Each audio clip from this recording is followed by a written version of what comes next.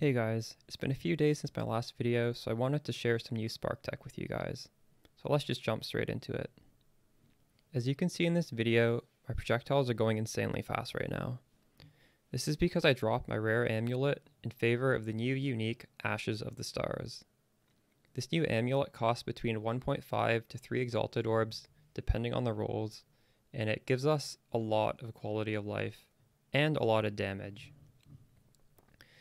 So for our main skill Spark, it will give us between 20 and 30% projectile speed depending on the role of the quality of all skill gems. The projectile speed is important on Spark because as we scale it really high, we start freezing everything off screen, or basically as soon as we see it on screen, because our projectiles connect with the targets that much faster. This also raises our true damage to be much closer to our theoretical maximum damage, because when our projectiles are traveling faster, they have more of a chance of passing back through enemies a second, third, fourth, or fifth time. So even though raising your projectile speed doesn't change your DPS number on your skill gem or on POB, your realistic DPS is going to go up. So this is already really huge right there, and we're still getting the +1 to level of all skill gems that we would be wanting to get otherwise on a regular amulet. Now, the 20 to 30% quality of all skill gems doesn't just stop with Spark, it also affects all our other active skill gems, and we could be potentially using quite a few. Tornado is an example of an active skill gem we should all be using, and the extra quality will give it up to 15% increased movement speed, which will make it feel much more responsive.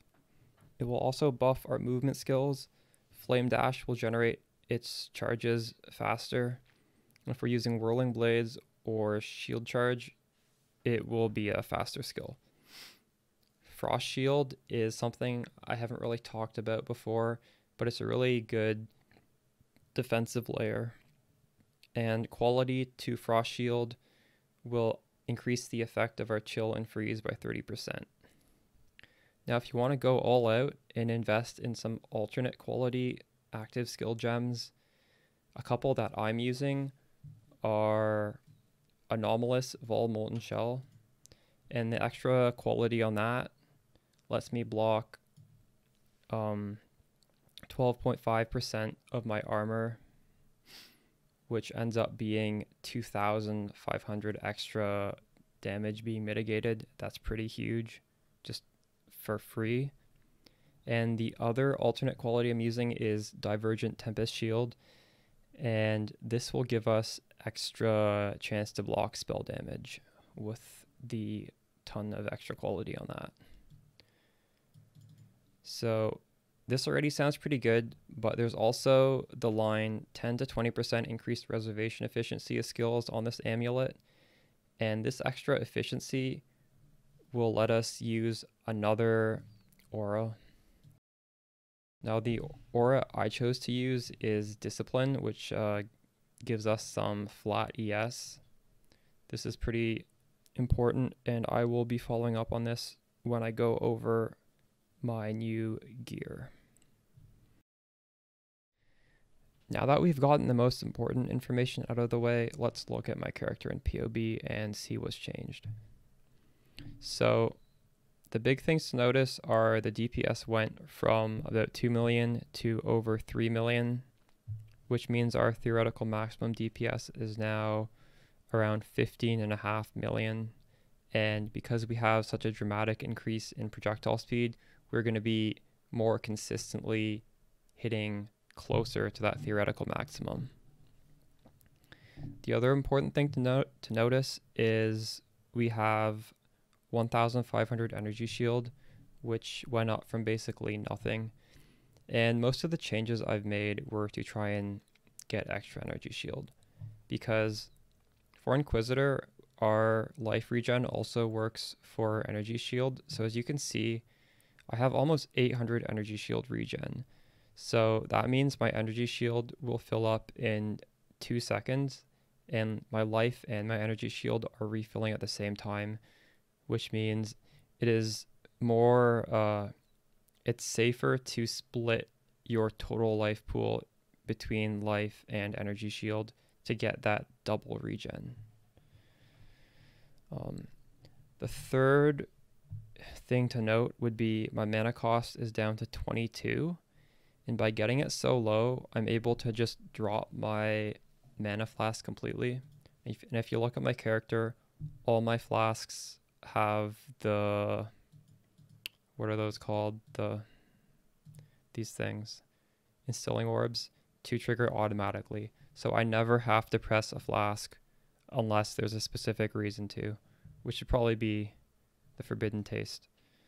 So this triggers when full, this triggers when full, everything triggers when full except for the Forbidden Taste, which will bring me to 99% of life as soon as I take a savage hit. And if for some reason I'm not taking a savage hit and I just lose all my HP, I'll just press it myself. And I would only recommend doing this sort of tech if your chaos resistance is capped out at 75. So don't feel like you have to do this. Using a life flask is perfectly fine. I'm just super lazy, and if I can cast infinitely without a mana flask, and I can also never have to press a life flask, I'm a very happy gamer. But the downside of the Forbidden Taste means it's not really that effective unless you have chaos res capped. And also, if you're ever bossing, do not use this, because even if you have chaos res capped, as soon as this is active, your life regen drops significantly, and you just do not want to deal with that in a boss fight. So in a boss fight, use a regular flask and press it manually. Okay, so let's go over my skill gems. I guess we can go into POB for that, because I think this is important to talk about. So we have a cast when damage taken level 20 with Vol Molten Shell at level 20 as well. This is a really significant layer of defense. It's just an automated defense. It triggers when you take a big hit, and it will block future hits. I suggest we use this for our guard skill and have it automated in this fashion. We're using Sniper's Mark on bosses. You just click it on them and they take more damage. Spark. I have Spark Inspiration. I recently upgraded to Awakened added lightning damage and Awakened Spell Echo. Awakened added lightning damage is more important than Awakened Spell Echo, and it's also way cheaper. Awakened added lightning damage is so nice because at level 5 it gives us +1 to level of all supported lightning skill gems. So you could pay an Exalted Orb and have a huge damage boost with this. Awakened Spell Echo is like 15x or something. I just have the currency, so I'm doing it. I wouldn't suggest doing it yourself. We have Pinpoint and the Crit Multi. For my movement skill, I have Whirling Blades with faster attacks. So, in my opinion, Whirling Blades is the best movement skill. And the reason is I can have my cursor at my feet, and I will move. And I can have my cursor at the edge of the screen, and I will move. And it's always the same. You always go the same distance, which means when you're mapping, you can just have the cursor on top of your character, and it's very easy to travel. And most of you guys are probably using Shield Charge because you have a wand or a scepter. Like, I just lucked out and I was able to get a dagger. You can only use Whirling Blades with a dagger. The problem with Shield Charge is if you have your mouse at your feet, you will not move. Like, you will slam your shield into the ground. And the problem with this is you'll tire out your right hand because you have to like move your mouse away from your character, Shield Charge, but like the natural tendency is for your character to walk up until your cursor. So I don't know. That's just my little bit of input on that. But I mean, I'm just lucky. Like most of you are probably stuck with shield charge, and it's just something you're gonna have to deal with. Also, I'm using Flame Dash. The reason I'm using both is because Flame Dash has 3 charges, so you could get yourself in sticky situations where you have no charges and then you need to move. So that's why I'm using Whirling Blades as well. Okay. Now, I have in my Enlightened... Wait, this isn't Enlightened 4, I think. Is it? Oh, no. Okay, so I have an Enlightened 3 and an Enlightened 4, which is kind of expensive. I don't expect you guys to have that. For the Enlightened 3, I have Discipline as well as Defiance Banner, just to lower the reservation a little bit. And then I have Flame Dash there. There's no reason for this, but Enlighten will lower the cost of like anything. So I only have 2 auras, but I figured I might as well put something else connected to it because I don't have another aura. So I just threw on the Flame Dash. So now I have a really cheap Flame Dash. For Tornado, this is where I have the Arcane Surge attached to. You want to have Arcane Surge attached to something that you're casting when you're fighting bosses because it gives you extra damage. And I will always cast Tornado during a boss fight, whereas I might only use Whirling Blades. I might not use Flame Dash. So this just guarantees I'm getting the extra damage from Arcane Surge. I've increased duration on it, just so that I don't have to cast Tornado so much. And I'm using Divergent Innervate. And the reason I don't use Innervate here unless it's Divergent. What Divergent does is it gives us a chance to gain Innervation when you shock a unique enemy with the skill. So basically, when our Tornado shocks a boss, we have a small chance to get Innervate, but Tornado is hitting enough times that we generally will shock a boss when we have Tornado out, and Innervate just gives us more damage. So this is another like little thing to min-max your build into getting more damage for essentially free. Now, this is the main aura link with my Enlighten 4. We have Zealotry, Determination, and Tempest Shield. So those are the skill gems. Oh, I didn't talk about Frost Shield. So yeah, if you're delving or something and you're just standing on a node, or just in general, like I guess in general you want to be moving around, but if there's ever a case where you're not moving around, just put down a Frost Shield, and then you just cast. You just got to be careful that you don't stand completely still inside of it, or you might die to something exploding underneath you. But this is a very strong defensive setup just doing this, and that is how I went safely from 97 to 98, just using Frost Shield and playing around with it. Alright, so now for my gear changes, it mostly revolved around increasing the energy shield. So the first way we did that was we were able to get Discipline thanks to the 18% increased reservation on this really nice Ashes of the Star amulet, coupled with using an Enlightened 3 on another link.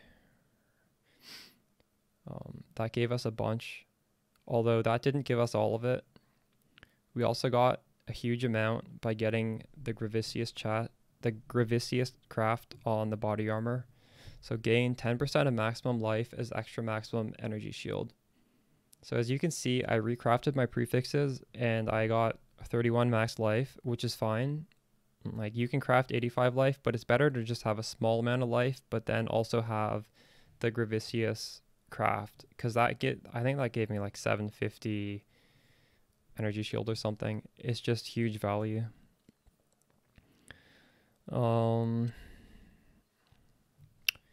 As for getting my mana cost down to 22, there were a few things involved in that. So the most expensive is Divergent Inspiration, and I have it level 20, quality 23. How much is this worth? Oh, it's only 4.3 Exalted Orbs. Only. But like this will take down a ton of mana. Like my mana with this is 22. My mana without it is 50. So as you can see, that's pretty huge. Another way to take off some mana that you may already be using because it was in my league start guide is, where's that jewel? Replica Conqueror's Efficiency. This is -9 to total mana cost. And then the last big thing is right here. If you take 10% reduced mana cost of skills, you'll cut it down by an extra 10. I'm also using a ring that has -12 to total mana cost, and I did this by having an Elrion unveil, and I used catalysts. So that is how we were able to make our spell infinitely able to cast. And we have such a huge cast speed, so this is pretty nice.